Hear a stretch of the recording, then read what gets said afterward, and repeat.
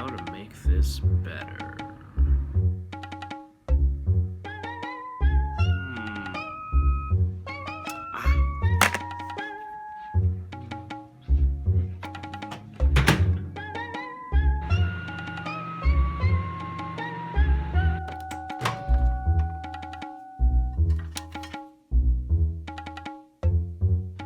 That looks good right there. Another new game, another $60 I have to spend on something that is not food. This time around I'm reviewing a pretty recent game for once, and assuming you have read the title by now, you might have noticed that this game is in fact Pokkén Tournament for the Wii U. It was developed by Nintendo and Bandai Namco Entertainment, and is an interesting yet somewhat confusing take on the fighter genre. At least to me it is. The games that come to mind regarding its playstyle are the Dragon Ball Z series of fighters, mostly the ones that allow free reign and flying about like an idiot, but still allow for close 2D style combat like Street Fighter, or Tekken. Oh, get it? Tekken? Pokkén? No. After going through the basic tutorials, messing around in the training mode, doing a couple offline matches, and playing with friends, I've concluded that this game's mechanics are going to take some time to master, which is pretty promising to me considering Nintendo's tendency to lean towards a more family-oriented game, which, as you know, completely isolates the hardcore gaming crowds. Going through the tutorial alone was a bit of a chore as they throw a lot of information at you and hope it sticks. I suppose that's why they picked a character to hold your hand through menus and training, who has the voice like a concerned yet enthusiastic mother attempting to motivate her problem child before he gets expelled out of yet another school. I'll give you whatever assistance I can, so just try to have some fun out there. I did find, however, in some of Nia's dialogue, that at times her voice does sound a bit less genuine. Hey, nice to meet you. I'm Nia.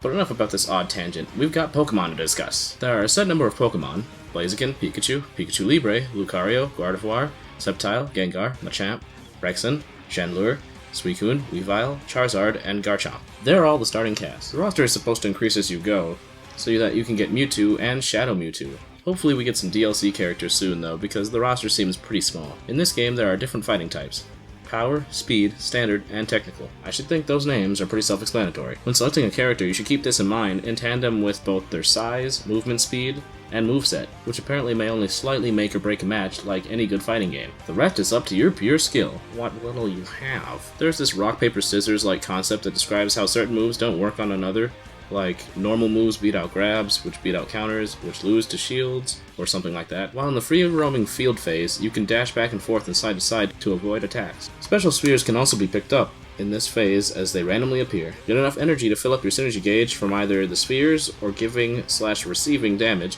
and you can Mega Evolve, or just glow and junk if you're a Pokemon who lacks a Mega Evolution. If you really want to cause some damage, switch the phase to Dual Phase, making everything move on a 2D plane and changing the controls slightly. You can switch the phases by either stringing together a bunch of combos or landing strong attacks. You don't get any synergy energy drops in this phase, and any that were on the field before switching automatically disappear when you switch it to Dual Phase. There's a single-player campaign in which you participate in different leagues and work your way up to the top. The more you go through this, the more you earn, like stages and support-type Pokemon that help you even the playing field while battling.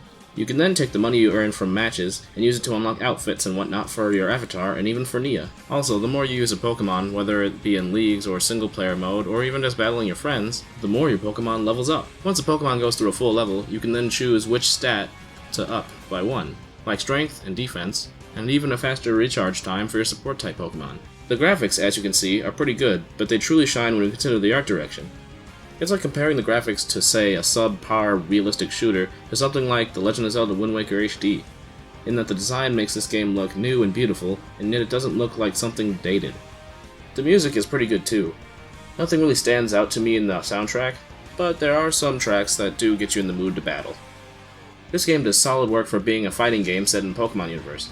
Unfortunately, the roster is pretty barren in terms of other fighters nowadays, so the game feels a little empty. The mechanics are pretty fun, but take some time getting used to, especially when you're fighting someone who knows what they're doing. Despite this, the game is very fun, and I personally think that it's a sign that Nintendo will learn how to appease the more hardcore demographic. That's why I'm giving Pokkén Tournament an 8 out of 10. I choose you to subscribe to our channel and button mash that like button.